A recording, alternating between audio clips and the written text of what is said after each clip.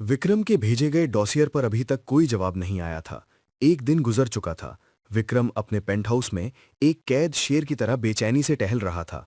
उसका आत्मविश्वास अब एक अजीब से डर और इंतजार में बदल गया था। वो बार बार अर्जुन की तस्वीरों को देख रहा था, खासकर उस तस्वीर को जिसे उसने लाल मार्कर से गोला किया था। वो अपने गुस्से को, अपनी नफरत को खुद ही हवा दे रहा था ताकि वो उस भयानक फैसले पर कायम रह सके जो वो लेने जा रहा था। देखो इसे। उसने अर्जुन की एक शांत तस्वीर को घूरते हुए सोचा। कितना मासूम, कितना शांत दिखने का नाटक कर रहा है। इसे जरा सा भी अंदाजा नहीं है कि इसकी जिंदगी अब कुछ घंटों या कुछ दिनों की ही मेहमान है। इसने मुझसे सब कुछ छीना है, मेरी इज्जत, मेरा स्टेटस, मेरा गुरूर। अब मैं इससे इसकी सांसें छीन लूंगा। उसकी नफरत उबाल पर थी। तभी उसके बर्नर फोन पर एक नोटिफिकेशन आया। उसका दिल जोरों से धड़का। उसने कांपते हाथों से फोन उठाया। एक नए एन्क्रिप्टेड नंबर से मैसेज था।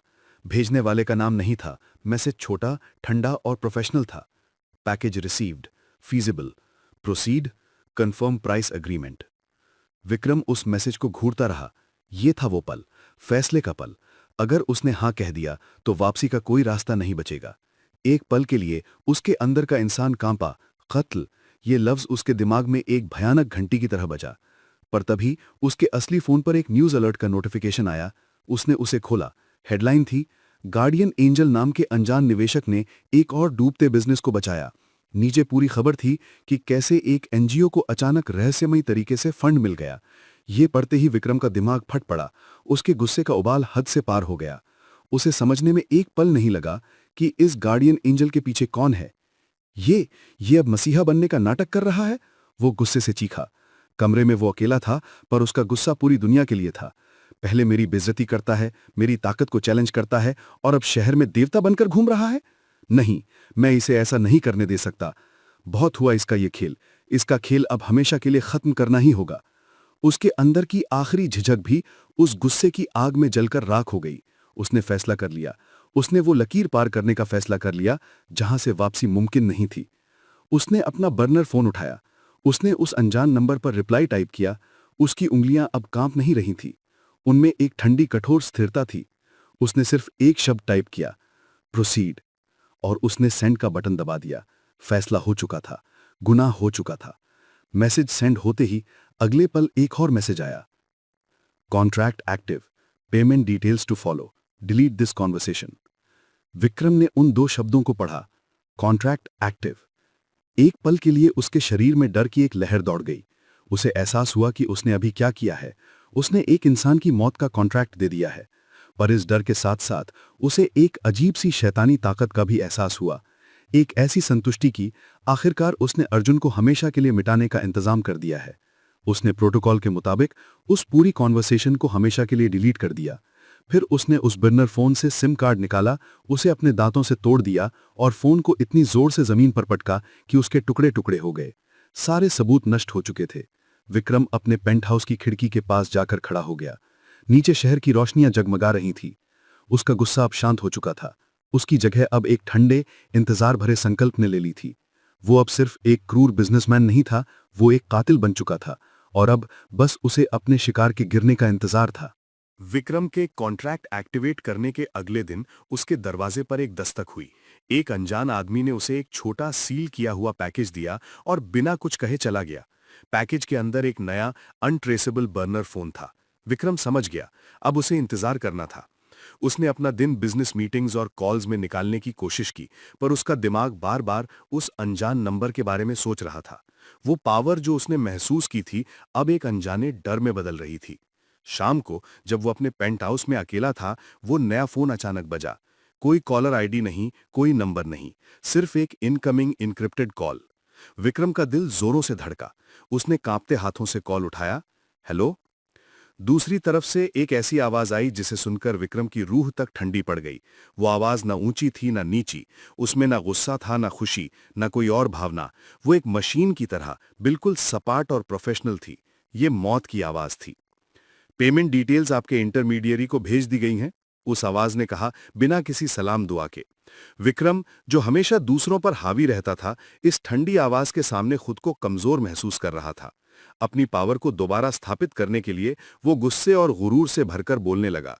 ये एक बेरब्त गुस्से से भरी गुहार थी। हाँ, मैं ही हूं। सुनो, टारगेट का नाम है अर्जुन शर्मा। वो एक कीड़ा है, एक जहरीला सांप जिसने मेरी नाक में दम कर रखा है। उसने सबके सामने मेरी बेइज्जती की है, मेरे बिजनेस के आड़े आया है। मैं चाहता हूं कि तुम उसे उसे ऐसी तकलीफ दे, मौत दो कि उसकी रूह भी कांप जाए। उसे पता चलना चाहिए कि विक्रम शर्मा से टक्कर लेने का अंजाम क्या होता है। I want it to be painful, समझे तुम? विक्रम अभी और भी अपनी नफरत का गुबार निकालता, पर उस सपाट आवाज ने उसे बीच में ही टोक दिया। उसकी आवाज में विक्रम के इस गुस्से के लिए जरा सी भी परवाह नहीं थी। We do not deal in messages और पेन, उस आवाज ने कहा। We provide a service, termination. Your personal feelings are irrelevant. ये सुनकर विक्रम एकदम चुप हो गया। ये एक साफ संदेश था कि यहां बॉस वो नहीं था, वो सिर्फ एक क्लाइंट था। उसे उसकी जगह दिखा दी गई थी। उस आवाज ने, जिसे अब हम खन्ना के नाम से जानेंगे, विक्रम के उस पूरे गुस्से भरे भाषण को नजरअंदाज कर दिया। उसने इस पूरे कॉन्ट्रैक्ट को उसके बुनियादी हिस्सों में तोड़ दिया। Again, confirm the targets full name. Vikram इस ठंडक से हड़बड़ाकर बस इतना ही कह पाया, अर्जुन, अर्जुन शर्मा। मेथड हम डिसाइड करेंगे, रिजल्ट परमानेंट होगा और कीमत पर कोई बहस नहीं होगी। उसने एक ऐसी रकम बताई जिसे सुनकर विक्रम के होश उड़ गए थे। ये रकम उसकी पर्सनल सेविंग्स का एक बहुत बड़ा हिस्सा थी। विक्रम को एक पल के लिए चक्कर आ गया, पर वो अब इतना आगे बढ़ चुका था कि पीछे नहीं हट सकता था। ठीक है, उसने झिझकते हुए कहा, प्राइस प्राइस इज फाइन। इसके अलावा कुछ और कहना है या कॉन्ट्रैक्ट कंफर्म समझा जाए? खन्ना ने पूछा। ये एक आम सा सवाल था, पर उसकी बेजान आवाज में ये एक आखिरी मोहर जैसा लग रहा था। विक्रम ने हिम्मत जुटाकर कहा, कंफर्म्ड, कॉन्ट्रैक्ट कंफर्म्ड है। उसके ये कहते ही फोन लाइन कट गई। न कोई शुक्रिया, न अलविदा, बस एक अचानक गहरा सन्नाटा। विक्रम उस बेजान फोन को हाथ में लिए खड़ा रहा। उसके माथे पर ठंडे पसीने की बूंदें आ गई थीं। उसे लगा जैसे उसने अभी अभी मौत से खुद बात की थी। वो इस खेल का मालिक बनना चाहता था, पर इस एक कॉल ने उसे एहसास दिला दिया था कि वो इस अंधेरी दुनिया में कितना छोटा और अनुभवहीन है। उसने एक ऐसी ताकत का एहसास किया था जो उसने पहले कभी नहीं किया था, पर उसके साथ ही उसे अपनी कमजोरी का भी एहसास हो गया था। उसने एक ऐसे शैतान को आजाद कर दिया था जिसे ना वो समझता था और ना ही कंट्रोल कर सकता था। कॉन्ट्रैक्ट पर सिर्फ मैसेज से नहीं, अब मौत की आवाज से भी मोहर लग चुकी थी।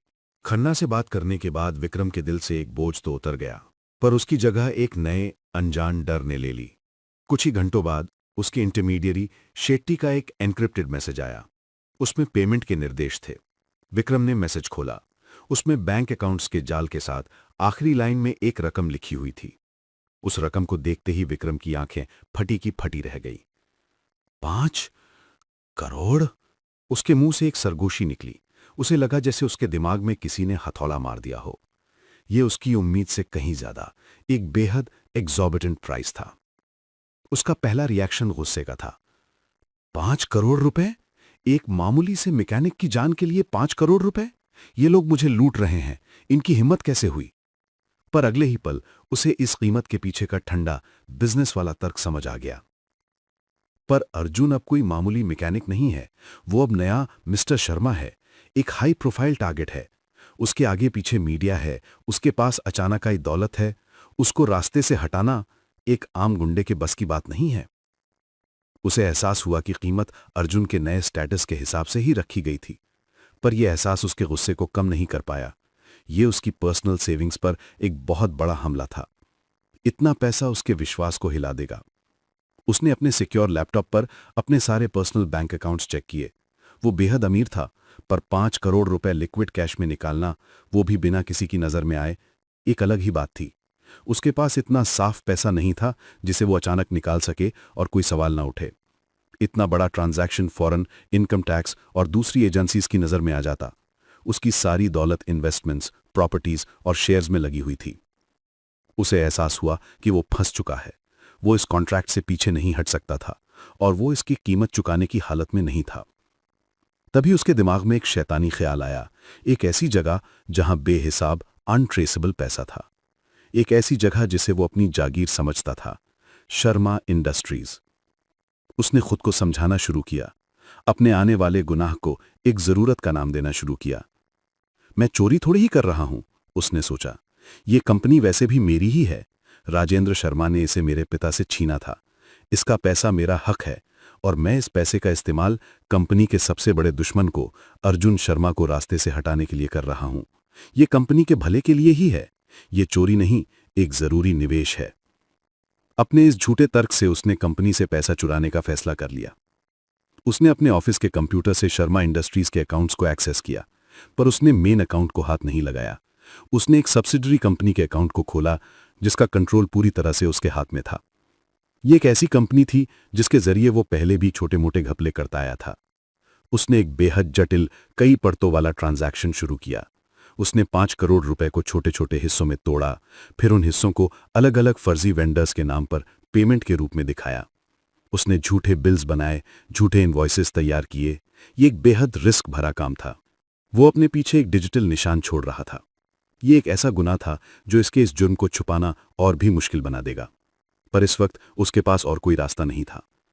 घंटों की मेहनत के बाद आखिरकार 5 करोड़ रुपए शर्मा इंडस्ट्रीज के अकाउंट से निकलकर कई देशों से घूमते हुए एक एनोनिमस, अनट्रेसेबल अकाउंट में पहुंच गए। ये पैसा अब कत्ल के लिए तैयार था।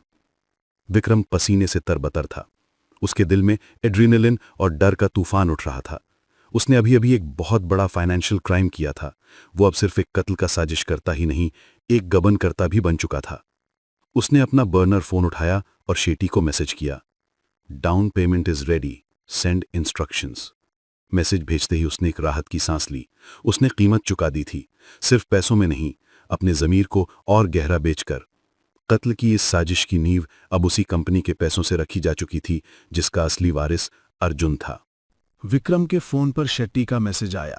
उसमें सिर्फ कुछ निर्देश थे, पर वो किसी आम बिजनेस डील के निर्देश नहीं थे। वो अंधेरी दुनिया के नियम थे। मैसेज में 1 करोड़ रुपए की रकम डाउन पेमेंट के तौर पर मांगी गई थी, पर उसे ट्रांसफर करने का तरीका बेहद जटिल और खतरनाक था। मैसेज में लिखा था, रकम को 4 हिस्सों में बांटकर अलग अलग अकाउंट्स में ट्रांसफर करना है। पहला अकाउंट केमन आइलैंड्स में है, दूसरा दुबई में, तीसरा सिंगापुर में और चौथा ज्यूरिक में। वहां से पैसे को क्रिप्टो करेंसी में कन्वर्ट करके दिए गए वॉलेट एड्रेस पर भेजना है। आपके पास इस काम के लिए सिर्फ 2 घंटे हैं। समय शुरू होता है अब। विक्रम एक क्रूर बिजनेसमैन था, पर वो कोई प्रोफेशनल मनी लॉन्ड्रर नहीं था। ये इंस्ट्रक्शंस देखकर उसका दिमाग घूम गया। ये एक बेहद मुश्किल और जोखिम भरा काम था। ये कैसा जाल है, उसने सोचा। उसके माथे पर पसीना आ गया। इतने अकाउंट्स, क्रिप्टो करेंसी, इसमें अगर एक भी गलती हुई तो ये ट्रांजैक्शन सीधा मुझ तक ट्रेस हो जाएगा, मैं फंस जाऊंगा। पर ये अब पीछे हटने का कोई रास्ता नहीं है। I have to do this. उसने अपने पेंट हाउस के सबसे सुरक्षित कमरे में खुद को बंद कर लिया। उसने एक नया अनट्रेसेबल लैपटॉप खोला और काम शुरू किया। उसके हाथ कीबोर्ड पर तेजी से चल रहे थे, पर उनमें एक हल्की सी कपकपाहट थी। हर ट्रांजैक्शन को अंजाम देने के लिए उसे अलग अलग VPNs और एन्क्रिप्टेड नेटवर्क्स का इस्तेमाल करना पड़ रहा था। वो एक ऐसी अंधेरी, अनजान गली में घुस चुका था जिसके नियम वो नहीं जानता था। 2 घंटे की समय सीमा उसके सिर पर एक तलवार की तरह लटक रही थी। उसने पहले शर्मा इंडस्ट्रीज से चुराए गए पैसों में से 1 करोड़ रुपए को उस अनोनिमस अकाउंट से निकालकर पहले केमन आइलैंड्स वाले अकाउंट में भेजा। Transaction successful. उसने राहत की सांस ली। फिर उसने वहां से पैसे के अलग अलग हिस्से करके दुबई, सिंगापुर और ज्यूरिक के अकाउंट्स में भेजे। हर क्लिक के साथ उसका डर बढ़ता जा रहा था। उसे लग रहा था जैसे हर तरफ से उस पर निगाहें हैं। आखिरी कदम सबसे मुश्किल था। उसे इस पूरे पैसे को क्रिप्टो करेंसी में बदलना था और उसे एक अनजान वॉलेट में भेजना था। ये एक ऐसी दुनिया थी जिसके बारे में उसने सिर्फ सुना था। एक गलती और ये सारा पैसा हमेशा के लिए गायब हो सकता था। उसने कांपते हाथों से आखिरी कमांड टाइप किया और सेंड का बटन दबा दिया। कुछ पल तक स्क्रीन पर कुछ नहीं हुआ। फिर एक छोटा सा मैसेज चमका, ट्रांजैक्शन कंफर्म्ड। पैसा चला गया, एक ऐसी अंधेरी खाई में जहां से उसे वापस लाना नामुमकिन था। उसने ये कर दिया था। अब वापसी का कोई रास्ता नहीं बचा था। ये पॉइंट ऑफ नो रिटर्न था। उसे जीत का एहसास नहीं हुआ। उसे बस एक अजीब सी ठंडी अंतिमता का एहसास हुआ, जैसे उसने अभी अभी अपनी आत्मा को हमेशा के लिए बेच दिया हो। कुछ ही मिनट बाद उसके बर्नर फोन पर शेट्टी का आखिरी मैसेज आया, initial payment received, contract is live, stand by for confirmation of completion, do not contact us again. Contract is life. ये शब्द विक्रम के दिमाग में गूंजने लगे। कॉन्ट्रैक्ट जिंदा हो चुका था। एक अनजान चेहराहीन कातिल अब अर्जुन की तलाश में निकल चुका था। विक्रम ने निर्देशों का पालन किया। उसने वो बर्नर फोन उठाया, उसे अपने हाथों से तोड़ा, उसकी सिम निकालकर नष्ट की और उसके टुकड़ों को एक बैग में बंद करके फेंक दिया। अब उसके पास उन लोगों से संपर्क करने का कोई जरिया नहीं बचा था। उसका काम खत्म हो चुका था। अब वो इस खेल को कंट्रोल नहीं कर सकता था। अब वो सिर्फ एक दर्शक था जो अंजाम का इंतजार कर रहा था। मीलों दूर एक अंधेरे, शांत और बेहद साफ सुथरे कमरे में एक लैपटॉप की स्क्रीन जली। उस पर मैसेज था, पेमेंट रिसीव्ड। एक मजबूत स्थिर हाथ आगे बढ़ा और उसने लैपटॉप को बंद कर दिया। उस हाथ ने फिर पास रखे एक केस को खोला। उसने उसमें से एक लंबी चमचमाती हुई स्नाइपर बुलेट निकाली। वो उस बुलेट को धीरे धीरे अपनी उंगलियों में घुमाने लगा, उसकी बनावट को, उसके वजन को महसूस करने लगा। हमें उस आदमी का चेहरा नहीं दिखता, सिर्फ उसके प्रोफेशनल स्थिर हाथ दिखते हैं। खन्ना के हाथ। शिकार की कीमत चुका दी गई थी और अब शिकारी अपने काम के लिए तैयार हो रहा था। विक्रम द्वारा भेजा गया कॉन्ट्रैक्ट एक्टिव का मैसेज खन्ना तक नहीं, उसके एक हैंडलर तक पहुंचा था। कुछ ही देर बाद खन्ना के सिक्योर लैपटॉप पर एक नोटिफिकेशन आया, payment received, target package attached. Khanna एक अनजान शहर के एक अनजान बेहद साफ सुथरे अपार्टमेंट में बैठा था। इस कमरे में जरूरत के अलावा कोई सामान नहीं था। एक बिस्तर, एक टेबल और उस पर रखा हुआ बेहद शक्तिशाली कंप्यूटर सेटअप। खन्ना ने अपने क्लाइंट विक्रम द्वारा भेजी गई डॉसिए को खोला। उसने तस्वीरें देखी, प्राइवेट इन्वेस्टिगेटर द्वारा लिखी गई रिपोर्ट्स पढ़ी। उसके चेहरे पर कोई भाव नहीं था। वो इस जानकारी को एक मशीन की तरह प्रोसेस कर रहा था। उसने उस लाल घेरे वाली तस्वीर को देखा जहां अर्जुन सड़क पर अकेला चल रहा था। क्रूड, खन्ना ने मन ही मन सोचा। उसकी सोच भी उसकी आवाज की तरह बेजान थी। क्लाइंट की जासूसी जज्बाती है, स्ट्रेटेजिक में ही। उनका ध्यान टारगेट के अकेलेपन पर है, उसकी आदतों पर नहीं। लेकिन ये एक शुरुआत के लिए काफी है। उसने इस डॉसिए को एक बुनियाद की तरह इस्तेमाल करने का फैसला किया, इस पर भरोसा करने का नहीं। उसके अपने तरीके विक्रम के घटिया जासूसों से कहीं ज्यादा बेहतर थे। खन्ना का पहला कदम फिजिकल सर्वेलेंस नहीं था, यह उसकी सोफिस्टिकेशन का सबूत था। वो अपने मल्टी स्क्रीन कंप्यूटर के सामने बैठा। उसने दी इंपीरियल शर्मा होटल के सिक्योरिटी सिस्टम को हैक नहीं किया, वो शोर मचाता। उसने होटल के इंटरनेट प्रोवाइडर के एक छोटे से कमजोर नोड को हैक किया और वहां से होटल के सीसीटीवी नेटवर्क में एक अदृश्य दरवाजा बना लिया। अब उसके पास लॉबी, एलिवेटर्स और प्रेसिडेंशियल सूट के बाहर के कॉरिडोर की लाइव फीड थी। उसके बाद उसने दिल्ली के पब्लिक ट्रैफिक कैमरा सिस्टम को एक्सेस किया। उसने होटल और उस कैफे के आसपास के सारे ट्रैफिक कैमरास का कंट्रोल हासिल कर लिया। अब उसके पास अर्जुन की हर हरकत पर नजर रखने के लिए दर्जनों आंखें थीं और इसके लिए उसे अपनी कुर्सी से उठने की भी जरूरत नहीं थी। डिजिटल जाल बिछाने के बाद उसने जमीनी जासूसी शुरू की, पर उसका तरीका अलग था। वो विक्रम के जासूस की तरह गाड़ी में बैठकर इंतजार नहीं करता था। वो एक भूत था। एक दिन वो होटल के सामने एक फॉरेन टूरिस्ट बनकर घूमा, कैमरा गले में लटकाए।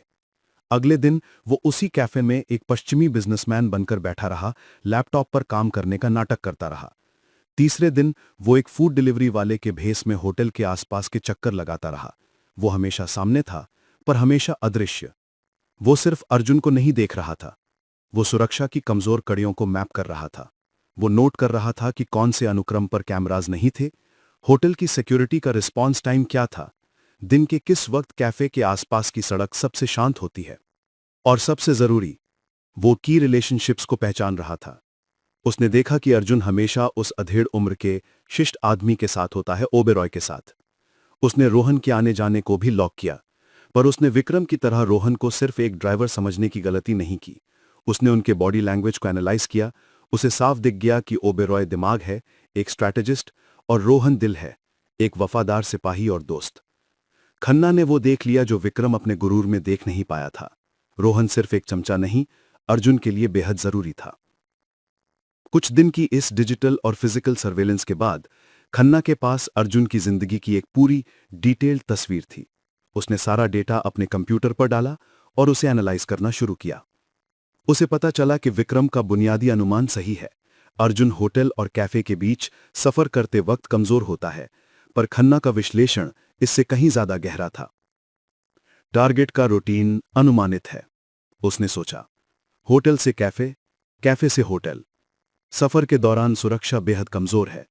बूढ़ा आदमी दिमाग है, जवान दोस्त दिल। क्लाइंट चाहता है कि टारगेट को सीधे सीधे हटाया जाए। होटल और कैफे के बीच की सड़क एक लॉन्ग रेंज शॉट के लिए कई साफ मौके देती है। एक एक्सीडेंट भी प्लान किया जा सकता है, पर क्लाइंट ने काम जल्द करने को कहा है। एक स्नाइपर शॉट सबसे कुशल तरीका होगा। खन्ना ने अपने कंप्यूटर पर उस इलाके का एक डिजिटल मैप खोला। उसने कुछ इमारतों की आर्किटेक्चरल ब्लूप्रिंट्स भी हासिल कर ली थी। उसने उन रूफटॉप्स को हाईलाइट करना शुरू किया जहां से सड़क पर चलते अर्जुन पर एक साफ निशाना लगाया जा सकता था। उसने 3 सबसे बेहतरीन जगहों को चुना। फिर उसने अगले 48 घंटों का मौसम का अनुमान चेक किया और अर्जुन की आने जाने की संभावित समय सारणी से उसका मिलान किया। उसे एक परफेक्ट विंडो मिल गई। कल दोपहर। एपिसोड उसके कंप्यूटर स्क्रीन पर खत्म होता है। उसने उन 3 स्नाइपर नेस्ट में से एक पर लाल गोला बना दिया था। कैमरा उस लोकेशन पर जूम करता है। फिर कैमरा उसके हाथ पर आता है जो अपना फोन उठा रहा है। उसने अपनी एक अनजान लॉजिस्टिक्स टीम को सिर्फ एक शब्द का मैसेज भेजा, एक्वायर। प्रोफेशनल ने अपनी जंग का मैदान चुन लिया था। शिकार अब अपने आखिरी चरण में दाखिल हो चुका था। अर्जुन के लिए आने वाले कुछ दिन एक अजीब सी सुकून में गुजरे। वो पूरी तरह से अपने नए मिशन में डूब चुका था। उसने रोहन को भी अपने साथ इस काम में शामिल कर लिया था। प्रेसिडेंशियल स्वीट, जो पहले एक सोने का पिंजरा लगता था, अब उनका कमांड सेंटर बन चुका था। अर्जुन अपने नए सीखे हुए हुनर का इस्तेमाल करके रोहन को गार्डियन एंजल सिस्टम के बारे में सिखा रहा था। देख, हम पैसों को सीधे ट्रांसफर नहीं कर सकते, हमें पहले उसे इन शेल कंपनीज के जरिए रूट करना होगा। ये एक डिजिटल भूल भुलैया बनाने जैसा है। रोहन, जिसकी समझ हमेशा सड़क पर तेज चलती थी, इस डिजिटल दुनिया को भी हैरानीजनक तेजी से सीख रहा था। समझ गया भाई, मतलब दुश्मन को इतना घुमा दो कि उसे पता ही न चले कि थप्पड़ कहां से पड़ा। दोनों दोस्त एक साथ एक नए मकसद के लिए काम कर रहे थे। उनके बीच की पुरानी आसान दोस्ती अब एक नए गहरे विश्वास में बदल चुकी थी। ये एक ऐसी शांति थी जिसकी अर्जुन को सख्त जरूरत थी। एक शाम वो दोनों काम से ब्रेक लेकर बालकनी में खड़े थे। भाई, विश्वास नहीं होता, रोहन ने नीचे शहर की रोशनियों को देखते हुए कहा। कुछ हफ्ते पहले हम नौकरी के लिए दर दर भटक रहे थे और आज हम यहां से पूरे शहर को देख रहे हैं। किस्मत भी क्या अजीब चीज है। अर्जुन ने एक हल्की मुस्कान के साथ जवाब दिया, ये किस्मत नहीं है रोहन, ये जंग है, और अभी तो हमने सिर्फ पहली दीवार तोड़ी है। उसकी आवाज में अब निराशा नहीं, एक जनरल जैसा आत्मविश्वास था। तभी अर्जुन का फोन बजा। स्क्रीन पर रिया का नाम चमक रहा था। अर्जुन का चेहरा एक पल में नर्म पड़ गया। उसने रोहन को इशारा किया और कॉल लेने के लिए बालकनी के दूसरे कोने में चला गया। हेलो?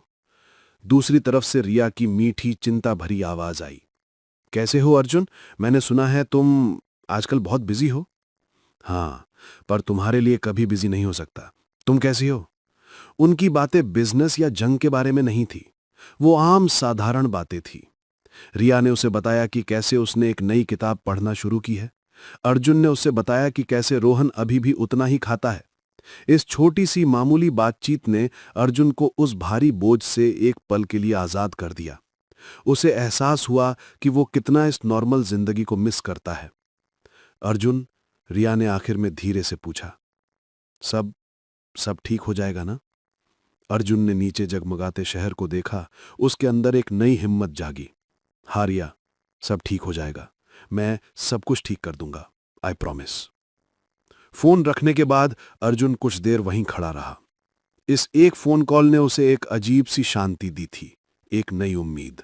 उसे याद आया कि वो ये जंग किस लिए लड़ रहा है। सिर्फ अपने पिता के इंसाफ के लिए नहीं, बल्कि एक ऐसे भविष्य के लिए जहां वो अपने दोस्तों और रिया के साथ एक नॉर्मल खुशहाल जिंदगी जी सके। बर्बाद होने के बाद पहली बार उसने अपने आप को भविष्य के लिए आशा करने की इजाजत दी। रिया, रोहन, काका, ओबेरॉय जी, मेरे पास अब एक परिवार है, एक मकसद है। जब ये सब खत्म हो जाएगा, हम एक नॉर्मल शांत जिंदगी जिएंगे। बस थोड़ी और हिम्मत, थोड़ा और वक्त। वो बैल्कनी पर खड़ा था, उसके चेहरे पर एक हल्की उम्मीद भरी मुस्कान थी। वो इस बात से बिल्कुल अनजान था कि मौत उसकी तरफ तेजी से बढ़ रही थी। उसी वक्त शहर के दूसरे कोने में एक ऊंची इमारत की छत पर अंधेरे में खन्ना अपने काम में लगा हुआ था। उसने अपनी स्नाइपर राइफल के टुकड़ों को एक एक करके जोड़ना शुरू कर दिया। उसके हाथ एक सर्जन की तरह बिल्कुल स्थिर और प्रोफेशनल थे। राइफल के हर हिस्से के जोड़ने की क्लिक की आवाज उस अंधेरे में मौत के आने की दस्तक जैसी लग रही थी। उसने राइफल को जोड़ा, उस पर एक हाई पावर्ड स्कोप लगाया और फिर छत के किनारे पर एक मैट्रेस पर लेट गया। उसने स्कोप से नीचे सड़क की तरफ देखा। उसने फोकस को एडजस्ट किया। उसके स्कोप के क्रॉस हेयर्स के ठीक बीच में वो शांत सड़क थी जहां से अगले दिन अर्जुन को ओबेरॉय से मिलने के लिए गुजरना था। एपिसोड अर्जुन के मुस्कुराते उम्मीद भरे चेहरे और खन्ना के स्कोप के क्रॉस हेयर्स पर दोनों एक साथ आके खत्म होता है। तूफान से पहले की शांति अब खत्म हो चुकी थी। शिकारी अपनी जगह पर तैयार था। सुबह की पहली किरण के साथ खन्ना उस ऊंची इमारत की छत पर तैयार था जिसे उसने पिछली रात चुना था। उसने अपनी स्नाइपर राइफल को दोबारा नहीं जोड़ा। वो बस उस जगह का मुआयना कर रहा था, एक प्रोफेशनल की तरह जो अपने काम में कोई गलती की गुंजाइश नहीं छोड़ता। उसने एक छोटे से हाईटेक डिवाइस से हवा की रफ्तार नापी। उसने एक लेजर रेंज फाइंडर से नीचे सड़क तक की बिल्कुल सही दूरी का हिसाब लगाया। उसने सूरज की दिशा को देखा और मन ही मन वक्त का अनुमान लगाया।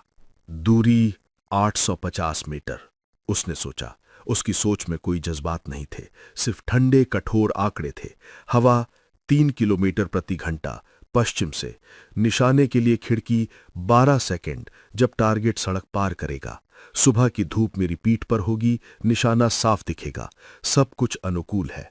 उसने मन ही मन दूसरे तरीकों पर भी विचार किया। एक कार से एक्सीडेंट करवाना, इसमें सबूत छूटने का खतरा था। एक छोटा सा बॉम्ब, इसमें आसपास के लोगों के मारे जाने का खतरा था, जो उसे अनाड़ी काम लगता था। उसने फैसला किया कि लॉन्ग रेंज राइफल शॉट ही सबसे बेहतर, सबसे साफ तरीका है। क्लाइंट एक अनाड़ी है, जज्बाती है। एक गंदा काम सीधा उस तक पहुंच जाएगा। यह स्नाइपर शॉट सबसे बेहतर है। इसे आसपास के इलाके में हुई किसी गैंग वॉर की गोली बताया जा सकता है या पुलिस एनकाउंटर से भटकी हुई गोली। बिल्कुल साफ, अनट्रेसेबल। उसने अर्जुन की मौत को एक अनजान दुर्घटना का रूप देने का पूरा प्लान तैयार कर लिया था। जगह और तरीका तय हो चुका था, अब बस वक्त तय करना था। उसने अर्जुन की सर्वेलेंस रिपोर्ट को दोबारा देखा। टारगेट हर दूसरे दिन दोपहर 1 से 2 बजे के बीच उस बूढ़े आदमी से मिलने कैफे जाता है। कल वो दिन था। उसने अपने दिमाग में आखिरी प्लान को मोहर लगा दी। Perfect time and location. कल दोपहर लगभग 1:15 पर जब अर्जुन शर्मा उस सड़क का पेडेस्ट्रियन क्रॉसिंग पार कर रहा होगा। प्लान फाइनल हो चुका था। अब क्लाइंट को सूचित करने का वक्त था। खन्ना ने कभी अपने क्लाइंट से सीधे बात नहीं की, ये उसके उसूलों के खिलाफ था। उसने एक नया बर्नर फोन इस्तेमाल किया और विक्रम के इंटरमीडियरी शेट्टी को एक इनक्रिप्टेड मैसेज भेजा। मैसेज छोटा और साफ था। Inform client, window identified, completion with in 48 hours. Shetty ने फौरन ये मैसेज विक्रम तक पहुंचा दिया। विक्रम, जो बेचैनी से खबर का इंतजार कर रहा था, जैसे ही उसने ये मैसेज पढ़ा, उसके चेहरे पर एक गहरी शैतानी खुशी फैल गई। 48 घंटे, उसने जीत के एहसास के साथ सोचा। बस 48 घंटे और अर्जुन शर्मा का नाम, उसकी कहानी हमेशा के लिए इस दुनिया से मिट जाएगी। आखिरकार मेरी जीत होगी। उसके अंदर ताकत और आनंद की एक लहर दौड़ गई। उसे लगा जैसे वो भगवान हो जो किसी की जिंदगी और मौत का फैसला कर रहा है।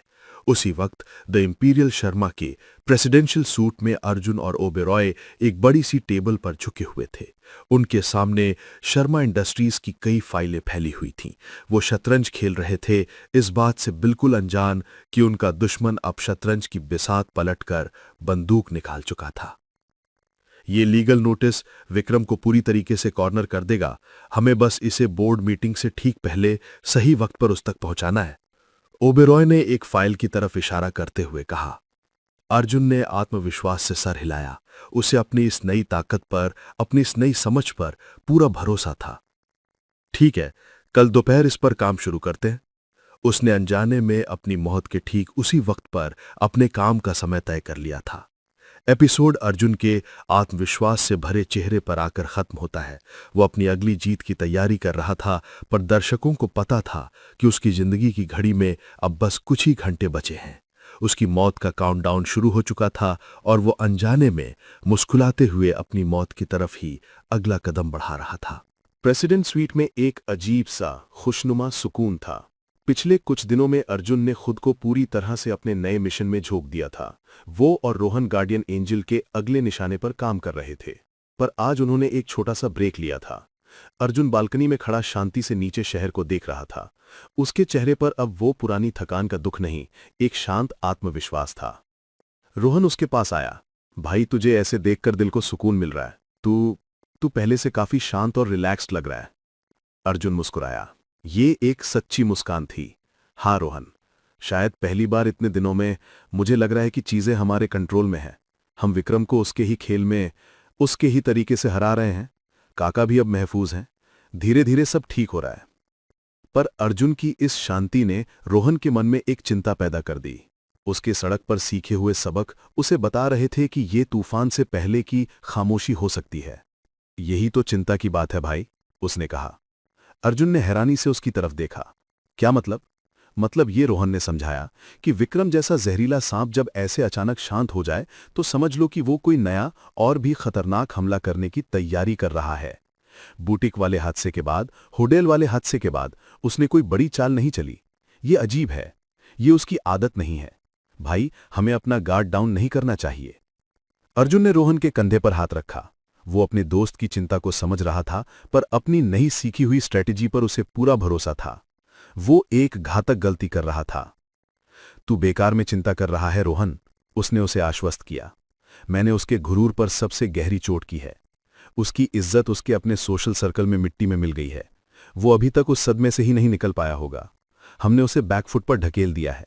For now he has been dealt with, उसने आगे समझाया। अभी वो जरूर रिएक्ट करेगा, पर कॉर्पोरेट लेवल पर, बोर्ड मीटिंग्स में, और उसके लिए हम पूरी तरह से तैयार हैं। फिजिकल हमला करने की गलती वो दोबारा नहीं करेगा, खासकर रिया को किडनैप करने वाले इंसिडेंट के बाद। वो इतना बेवकूफ नहीं है कि एक ही गलती दोबारा करे।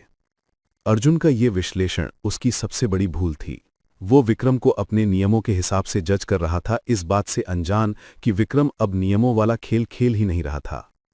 रोहन मेरी चिंता करता है, मैं जानता हूं, पर वो विक्रम की सोच की गहराई को नहीं समझ रहा। विक्रम की सबसे बड़ी कमजोरी उसका ईगो है, और मैंने उसके ईगो को ही कुचला है। वो अभी कुछ वक्त के लिए गुस्से और बेचैनी में ही उलझा रहेगा। रोहन पूरी तरह से आश्वस्त नहीं था, पर उसने अपने दोस्त के आत्मविश्वास को देखकर आगे बहस नहीं की।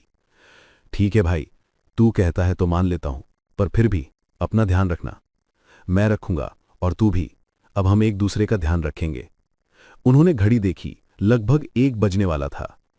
चलो, ओबरॉय जी से मिलने का वक्त हो गया है, अर्जुन ने अपनी जैकेट उठाते हुए कहा। उसके अंदाज में एक अजीब सी लापरवाही थी, एक ऐसी लापरवाही जो जीत के बाद अक्सर आ जाती है। ठीक है भाई, मैं नीचे गाड़ी में तेरा इंतजार कर रहा हूं, रोहन ने कहा और कमरे से बाहर चला गया। अर्जुन अकेले एक हल्की सी धुन गुनगुनाता हुआ स्वीट के दरवाजे की तरफ बढ़ा। वो बेहद शांत था, आने वाले खतरे से बिल्कुल अनजान। उसी पल मीलों दूर उस ऊंची इमारत की छत पर खन्ना ने अपनी घड़ी देखी। 1:10 PM। उसने एक गहरी शांत सांस ली, अपने दिल की धड़कन को धीमा किया। ये एक प्रोफेशनल का अनुशासन था। उसने अपनी उंगली अपनी स्नाइपर राइफल के ट्रिगर पर रखी। उसने स्कोप से नीचे देखा।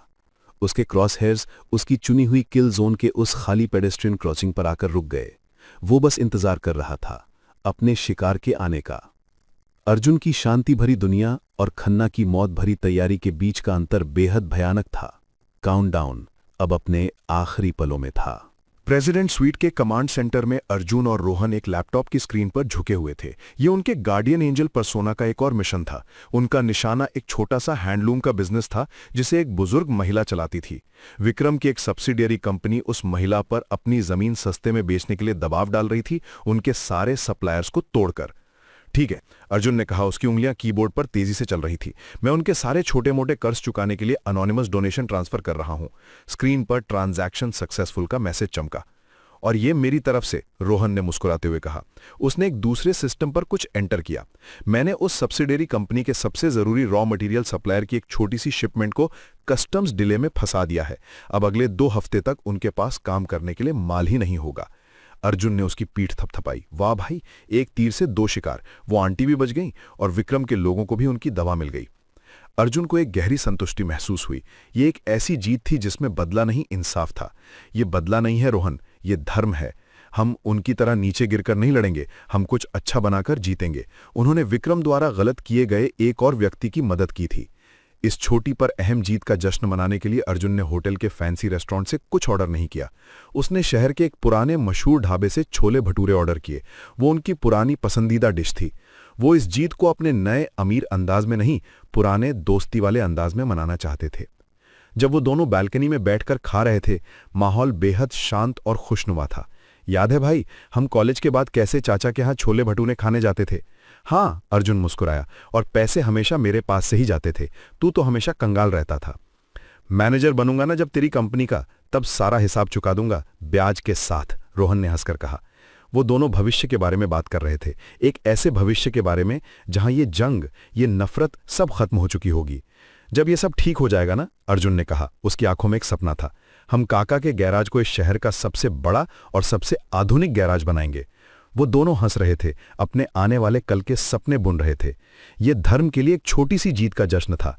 पर जब वो दोनों जश्न मना रहे थे, शहर के अलग अलग कोनों में एक दूसरी ही तैयारी चल रही थी। इमारत की छत पर खन्ना ने आखिरी बार अपनी राइफल के स्कोप को साफ किया। उसके हाथ बिल्कुल स्थिर थे। शर्मा इंडस्ट्रीज के ऑफिस में विक्रम ने अपनी घड़ी देखी। उसके चेहरे पर एक इंतजार भरी क्रूर मुस्कान थी। वापस होटल की बालकनी में अर्जुन और रोहन ने अपना खाना खत्म किया। अर्जुन ने अपनी कलाई पर बंधी 40 लाख की घड़ी देखी। चलो रोहन, अब ओबेरॉय जी से मिलने का वक्त हो गया है, देर हो रही है। वो उठा। वो बिल्कुल शांत था, अपनी इस छोटी सी जीत से, इस अच्छे खाने से और दोस्ती के इस पल से पूरी तरह से संतुष्ट। उसे एहसास नहीं था कि ये उसके जिंदगी का आखिरी जश्न था। उसने अपनी जैकेट उठाई और स्वीट के दरवाजे की तरफ चल पड़ा। उसके चेहरे पर एक आत्मविश्वास भरी मुस्कान थी। वो अपनी अगली जीत की तरफ जा रहा था, इस बात से अनजान कि वो असल में अपनी मौत की तरफ चल रहा था। जश्न खत्म हो चुका था, आखिरी सफर अब शुरू होने वाला था। अर्जुन और रोहन की हंसी उस प्रेसिडेंशियल स्वीट में गूंज रही थी। एक ऐसी खुशी जो धर्मा की एक छोटी सी जीत से पैदा हुई थी। उनका जश्न सादा था, पर उनकी दोस्ती की गर्माहट से भरा हुआ। वो दोनों इस बात से बिल्कुल अनजान थे कि उनकी इस खुशी के हर पल की कीमत शहर के एक दूसरे अंधेरे कोने में चुकाई जा रही थी। जब अर्जुन अपनी अगली जीत के सपने देख रहा था, उसकी मौत का सौदा अपनी आखिरी मंजिल तक पहुंच रहा था।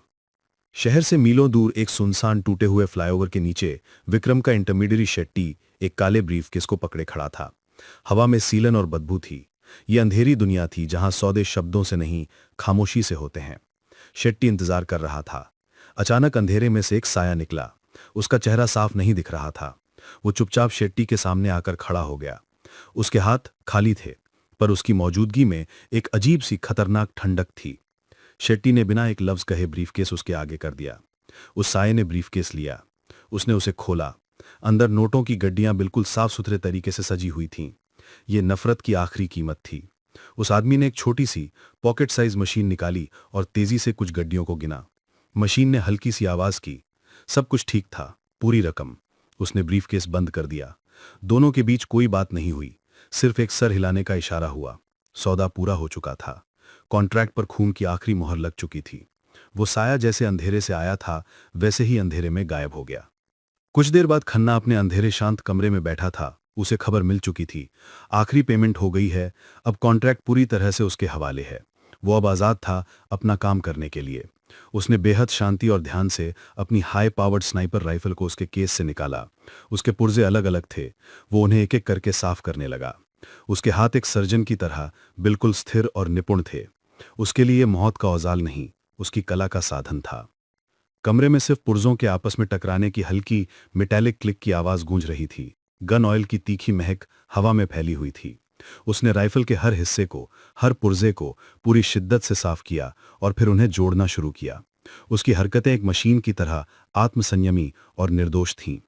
आखिर में पूरी राइफल जुड़ चुकी थी। अंधेरे में भी उसकी बॉडी पर रोशनी एक पतली सी लकीर की तरह चमक रही थी। जब राइफल पूरी तरह से तैयार हो गई उसने उसे एक तरफ रखा। फिर उसने टेबल पर रखी उस डॉसिये को उठाया जो विक्रम ने भेजी थी। उसने उसमें से अर्जुन की तस्वीर निकाली। ये एक पुरानी तस्वीर थी। उस तस्वीर में अर्जुन मुस्कुरा रहा था, एक मासूम, खुश, बेफिक्र मुस्कान। एक ऐसी मुस्कान जो अब उसके चेहरे से कब की गायब हो चुकी थी। खन्ना ने उस मुस्कुराते हुए चेहरे को गौर से देखा। उसकी आंखों में उस तस्वीर के लिए न नफरत थी, न गुस्सा, न कोई और भावना। वो एक इंसान को नहीं, एक निशाने को देख रहा था। वो उसके चेहरे की बनावट को, उसकी आंखों की दूरी को अपने दिमाग में छाप रहा था। उसकी निगाहें कंप्यूटर की तरह स्कैन कर रही थीं। हेडशॉट, हार्ट शॉट, सारे एंगल्स, सारी संभावनाएं। कुछ पल उस तस्वीर को घूरने के बाद उसने उसे टेबल पर राइफल के पास रख दिया। एक तरफ एक जिंदा, मुस्कुराता चेहरा था, दूसरी तरफ उस मुस्कान को हमेशा के लिए मिटाने वाला हथियार। उसने एक सिक्योर सैटेलाइट फोन उठाया और एक नंबर मिलाया। दूसरी तरफ से फौरन फोन उठाया गया। शेट्टी की आवाज आई, कंफर्मेशन। खन्ना ने एक आखिरी बार उस मुस्कुराते हुए अर्जुन की तस्वीर को देखा।